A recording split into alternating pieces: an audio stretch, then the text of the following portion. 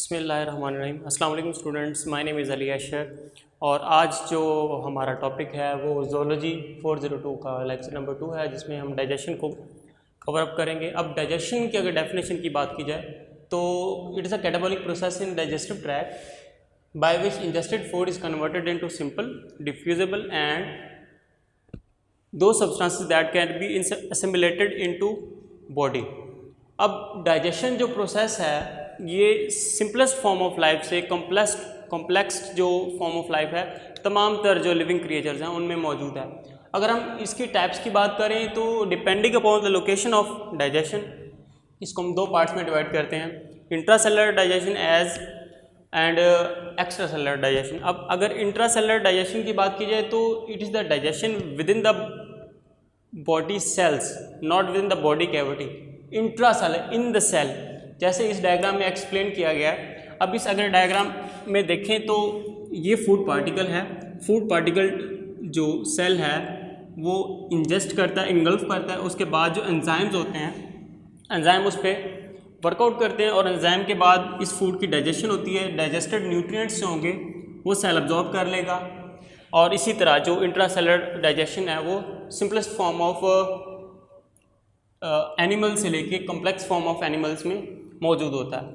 अब extra cellular digestion जो है ये ऑलमोस्ट ऑल जो सिंपलेस्ट फॉर्म ऑफ एनिमल्स हैं लाइक स्पॉन्जेस हैं उनमें मौजूद होता है। अब एक्स्ट्रा सेलुलर डाइजेशन में क्या होता है, फूड जो है वो सेल के बाहर डाइजेस्टिव कैविटी में मौजूद होता है और उस फूड पे जो एंजाइम्स हैं वो रिलीज़ किए जाते हैं। आफ्टर रिलीज ये एंजाइम उस फूड पे वर्कआउट करेंगे और उसको डाइजेस्ट करेंगे।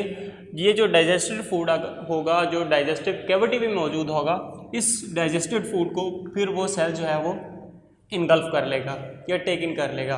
तो इस टाइप ऑफ डाइजेशन को हम एक्स्ट्रा सेलुलर डाइजेशन कहते हैं, जो कि सेल्स के बाहर डाइजेस्टिव कैविटी में होता है। अब अगर प्रोसेसेस की बात करें तो depending upon the process of digestion हम इनको दो टाइप्स में डिवाइड करते हैं, मैकेनिकल डाइजेशन और केमिकल डाइजेशन।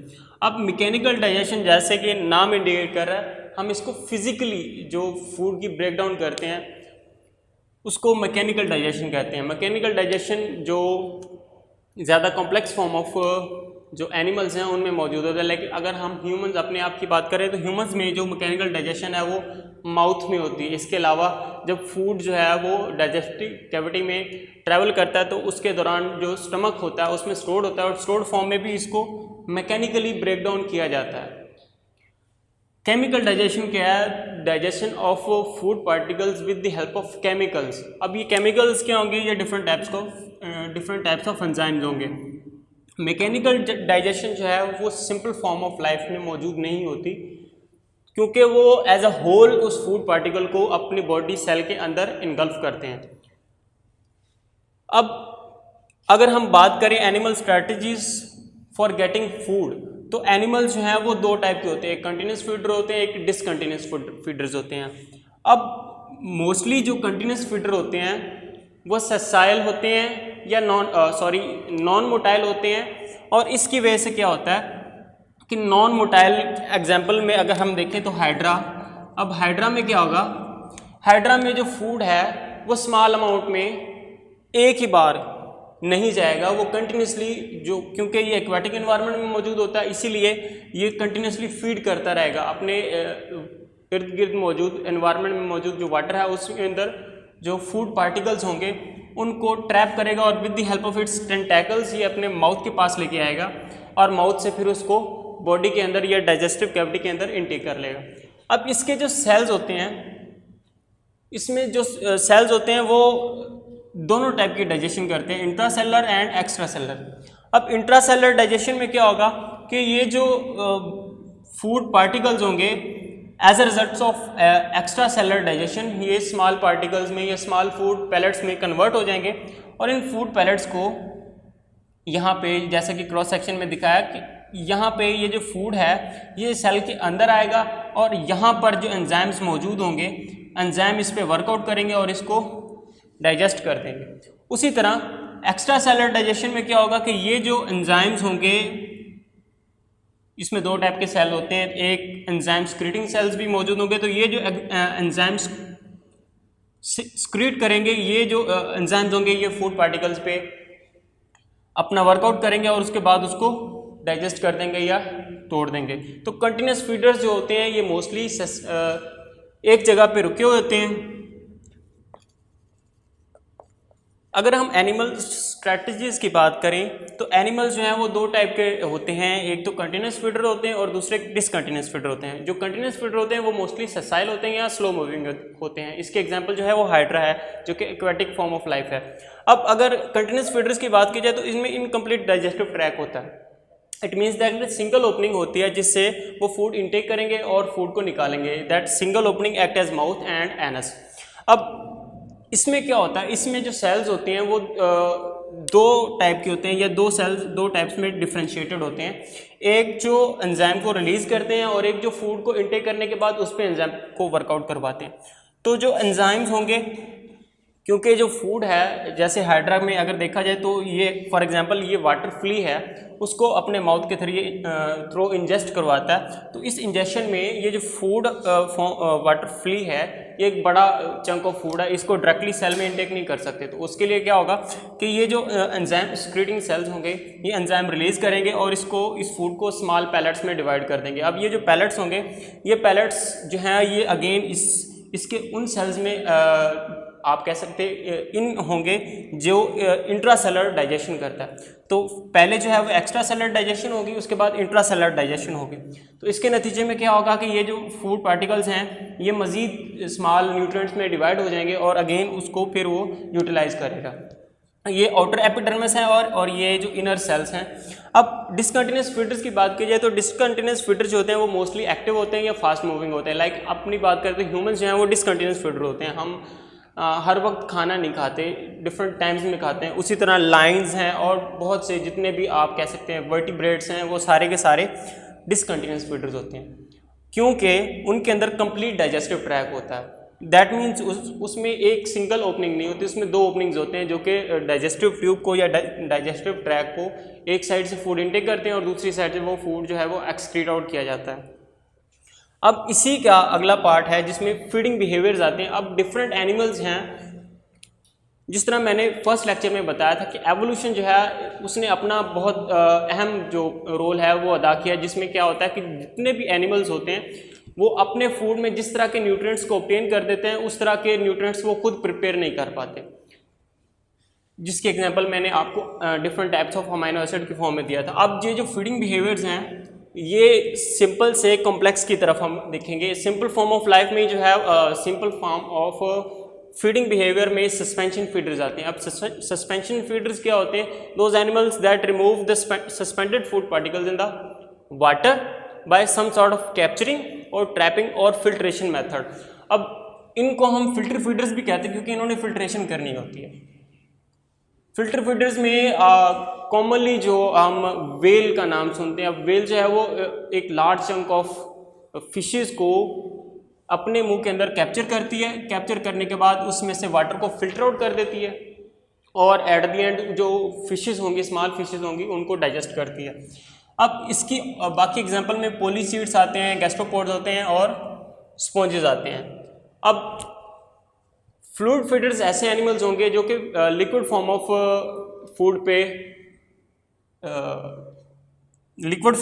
फूड पे डिपेंड करेंगे। अब इनमें एग्जांपल है बैट्स हैं। बैट्स फीड करती हैं ब्लड पे और इनके अंदर specialise different form of life में ये एक स्पेशलाइज फॉर्म ऑफ डाइजेशन है, न्यूट्रिशन है। अब अगर दूसरे एग्जांपल देखें तो नेक्टर फीडिंग बर्ड्स हैं और फ्लाइज हैं। जैसा कि आप अपनी वीडियो स्क्रीन पे देख रहे होंगे कि ये जो बैट्स होती हैं ये अपने मुंह से जो है वो प्रे के जो जिस्म होता है, बॉडी होता है, उसमें होल करते हैं और उसके बाद उसमें से ब्लड सक करना स्टार्ट कर देते हैं। उसी तरह जो नेक्टर फीडिंग बर्ड्स हैं उनके अंदर जो लिप्स होते हैं वो बीक में कन्वर्टेड होते हैं और उनके दरमियान जो टंग होती है वो इस तरह इवॉल्व होती है कि उस फूड को या उस ब्लड को अपनी बॉडी के अंदर इनटेक कर लेती है। उस तरह फ्लाइज क्या होती हैं, ये थर्ड टाइप ऑफ अडेप्टेशन है। इसमें क्या होता है कि ये अपनी बॉडी से ऐसे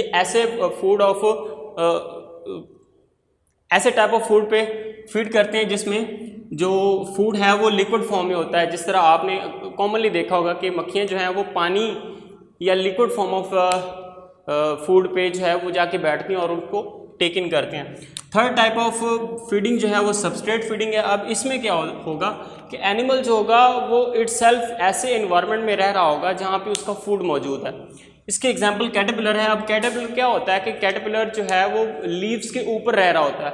वही कैटरपिलर उस लीव्स के ऊपर मौजूद जो फूड होगा, यानी वो इटसेल्फ लीफ पे रह रहा है तो लीफ ही उसका फूड है, तो लीफ पे वो एक साइड से उस बॉडी को जो है वो लीफ को इंजेस्ट कर रहा होता है और दूसरी साइड से जो है वो एक्सक्रीट आउट कर रहा होता है, जिस तरह आप अपनी इस डायग्राम में देख रहे हैं। अब थर्ड डायग्राम जो है वो अगली एग्जांपल जो है वो फ्लाई मैगट्स की है। अब मैगट्स भी इसी तरह फीड करते हैं।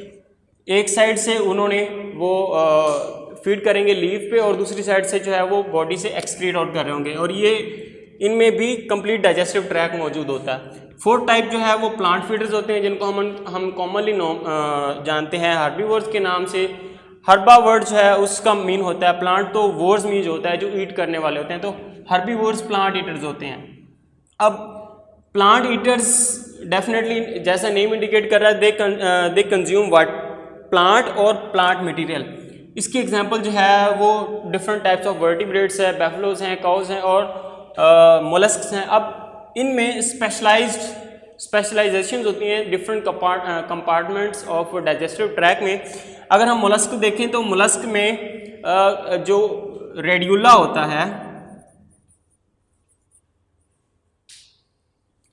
रेड्यूला वो ग्रेस्पिंग होता है और आप ग्रेस्पिंग के साथ साथ रेस्पिंग होता है। आप इस डायग्राम में देख रहे होगे, डायग्राम में फिफ्थ टाइप ऑफ जो फीडिंग बिहेवियर है उसमें प्रीडेटर्स आते हैं। अब प्रीडेटर्स जो होते हैं, इसके अगर डेफिनेशन की बात की जाए तो प्रीडेटर्स दैट फीड ऑन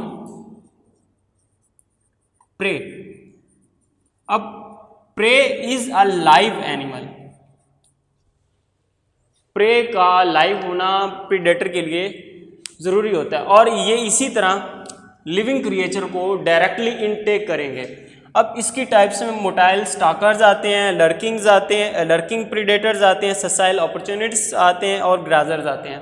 अब मोटाइल स्टाकर्स जैसे कि लाइन्स होते हैं या स्नेक्स होते हैं, वो स्टाक करते हैं अपने प्रे को, देन उसके बाद उसको कैप्चर करते हैं और इनटेक करते हैं। उसके बाद अगर लर्किंग की बात की जाए तो ये मैंटिस जो है ये इन्वर्टिब्रेट्स हैं, आर्थ्रोपोड्स हैं। अब मैंटिस क्या करते हैं कि ये एक पत्ते पे बैठ जाएंगे और अपने प्रे को देखेंगे, जो कि मोस्टली फ्लाइज होते हैं या दूसरे मैंटिस होते हैं, तो उनको पकड़ेंगे, उनके पीछे भागेंगे, एट द एंड उसको पकड़ के जो है वो टेकिंग कर लेंगे। थर्ड टाइप ससाइल अपॉर्चुनिस्ट, जैसे कि नेम इंडिकेट करता है ये अपॉर्चुनिस्ट होते हैं। इसके एग्जांपल प्रोटोजोआ दिया जाती है। तो प्रोटोजोआन्स क्या करते हैं,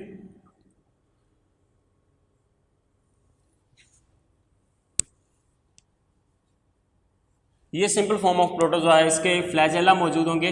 तो क्या होगा कि इसके ये जो एसोफेगस होगा यहाँ पर भी फ्लैजेला मौजूद होंगे।